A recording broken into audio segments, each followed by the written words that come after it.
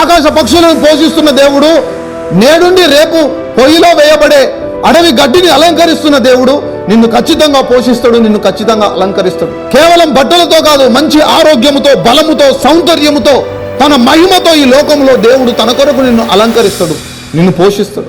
మీరు అనేకమైన పిచ్చుకల కంటే శ్రేష్టమైన వారు అని దేవుని లేఖనం సెలవిస్తుంది. భయపడొద్దు.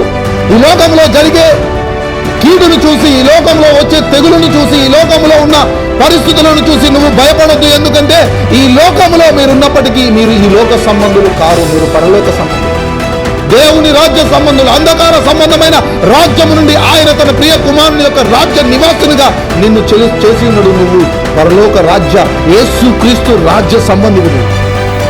నీ ప్రతి అవసరము ఆయన బాధ్యత, నిన్ను కాపాడడమైన బాధ్యత, నిన్ను పోషించడమైన బాధ్యత. అనేకమైన పిచ్చుకల కంటే మీరు శ్రేష్టమైన వారు కారా? మీరెందుకు భయపడుతున్నారు? హల్లెలూయా.